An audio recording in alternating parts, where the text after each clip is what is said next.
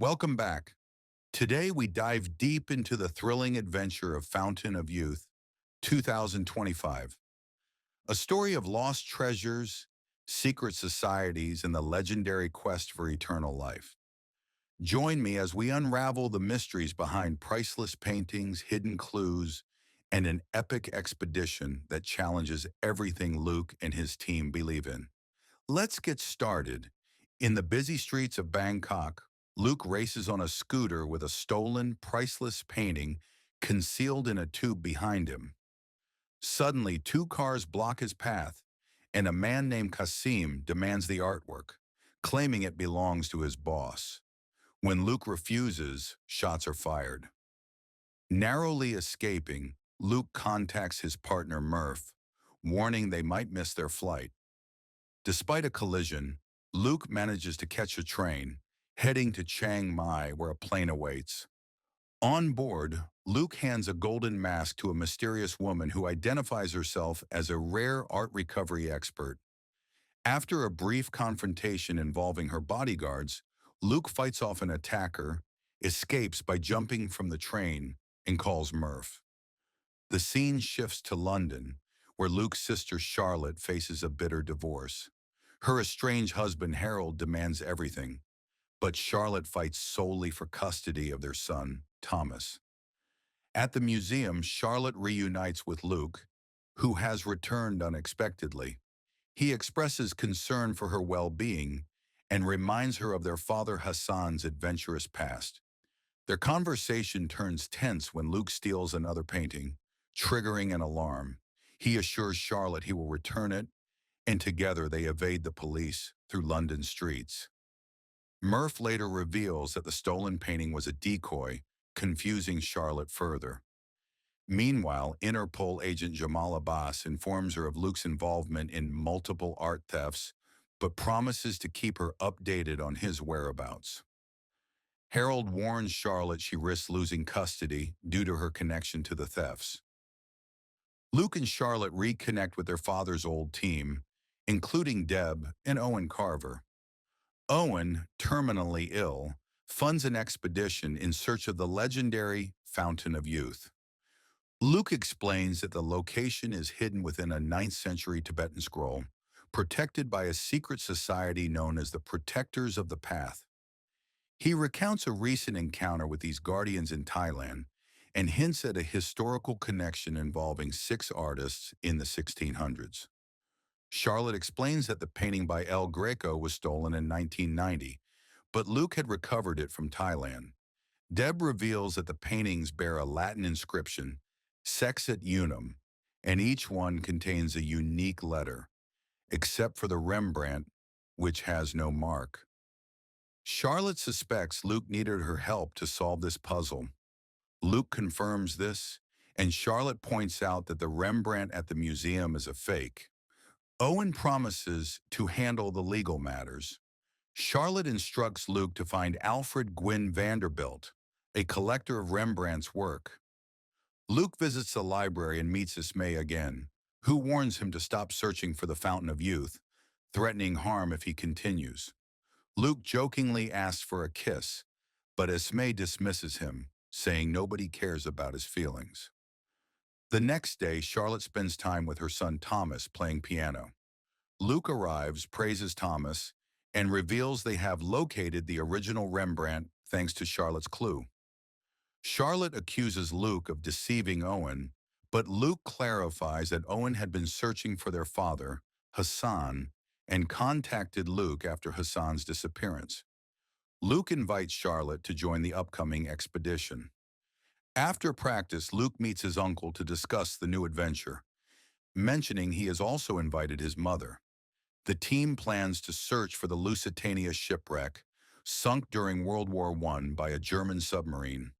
The ship carried Alfred Vanderbilt, who had purchased the Rembrandt in 1915.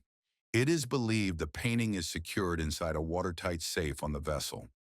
The expedition team attempts to raise the safe to the surface using flotation tanks. Luke is surprised when Charlotte joins the exploration. Together, they reach the wreck. Charlotte recalls her father's previous expedition, where they had searched for the golden mask of the sun god. Luke mentions their father never found the mask, but Charlotte insists he found something else valuable, though he left it behind, believing not everything is about money. As helicopters arrive nearby, Murph's radio signal is jammed. Inside the ship, Luke and Charlotte locate the safe in the purser's strong room. Luke begins to cut it open while Charlotte relaxes with a drink. Suddenly, Esme and her team arrive at the wreck. Luke and Charlotte try to escape with the Rembrandt, but Esme confronts them. When Charlotte asks who Esme is, Esme reveals Luke hadn't told her about her. A fight breaks out, and Esme threatens Charlotte's life, demanding the painting. At that moment, the flotation tanks burst, flooding the ship. Luke and Charlotte narrowly escape, but Charlotte is furious that Luke risked her life for the painting. The next day, Charlotte receives a video call offering her a year-long consulting job in Japan with billionaire Owen Carver. He reminds her to take care of her son, and she gladly accepts. Later, Luke meets Charlotte to make peace, telling her that Esme was encountered earlier in Thailand. Charlotte expresses skepticism about Esme's claims of being one of the protectors, questioning the strange chemistry between her and Luke. Luke admits that Charlotte is attracted to him.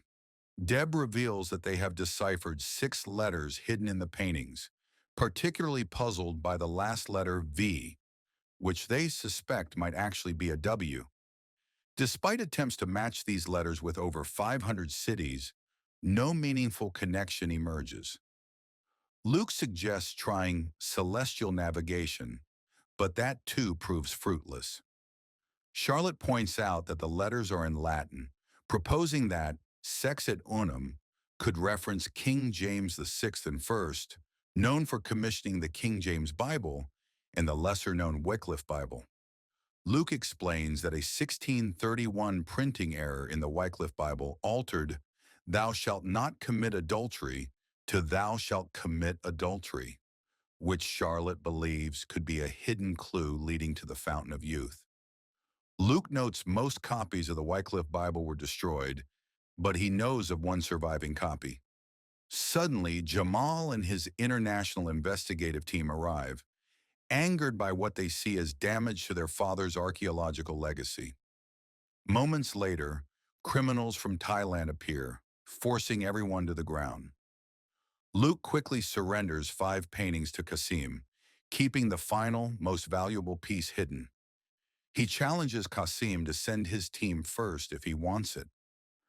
Qasim agrees, deploying his men while Luke uses the distraction to flee by boat.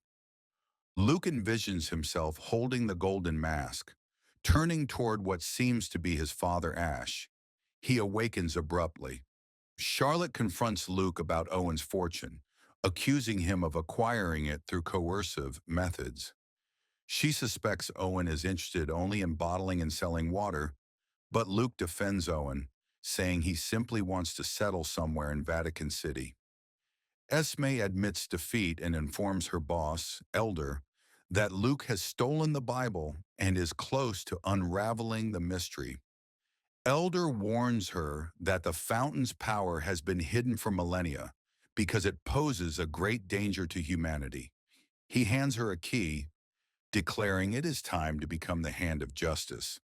In a helicopter, Luke briefs the team about hidden chambers within the Great Pyramid, built around 2600 BCE, where pharaohs concealed secrets and scrolls.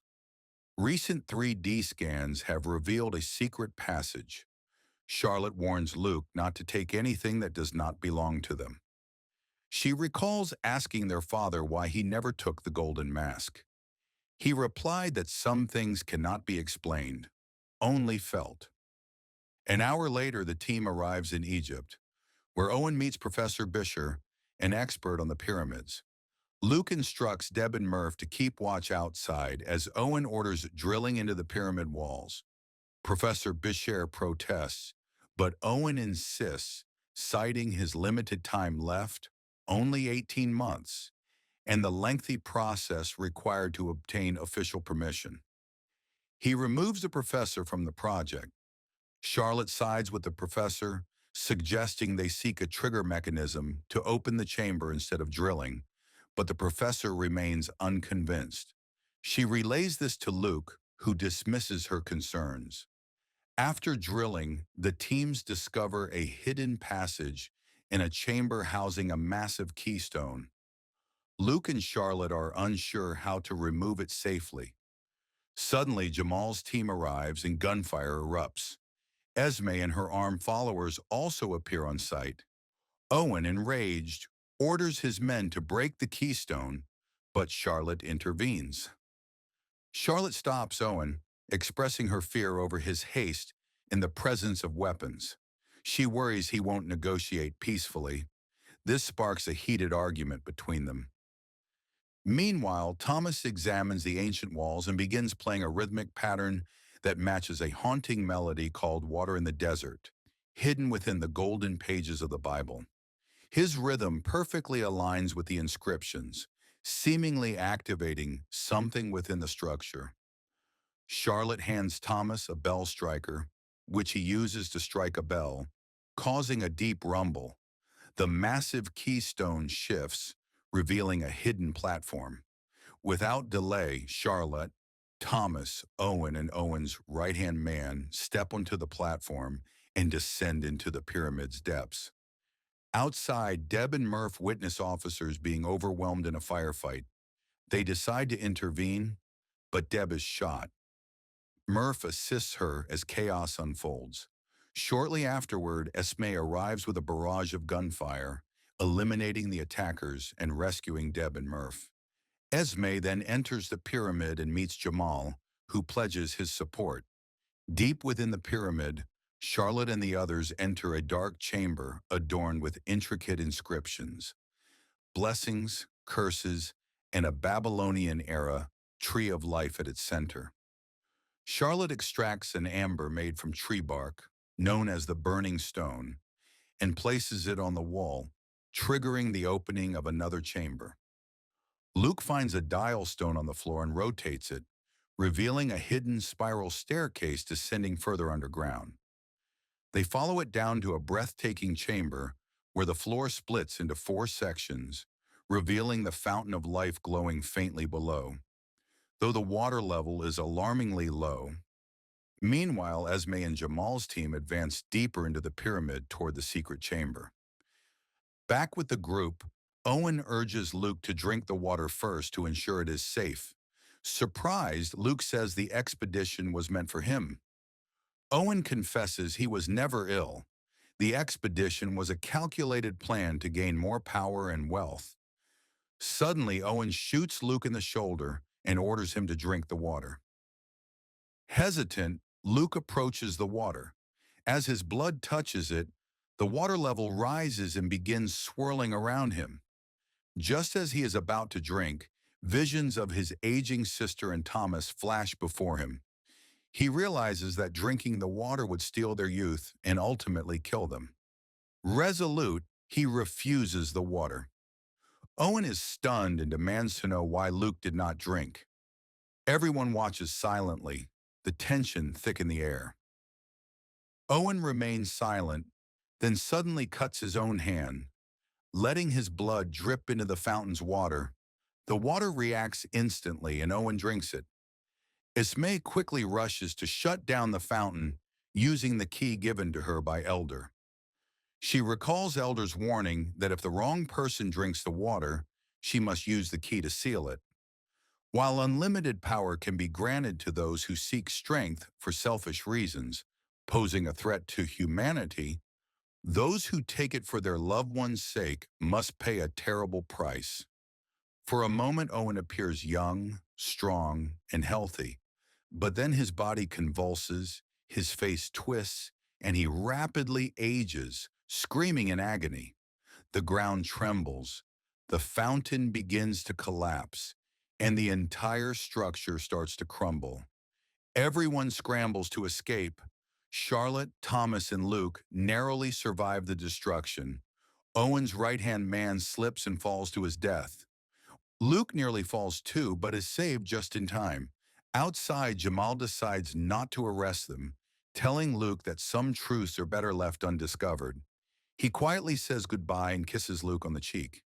In the end, Charlotte chooses to reunite with her brother Luke, determined that together they will recover what was lost. Thanks for watching.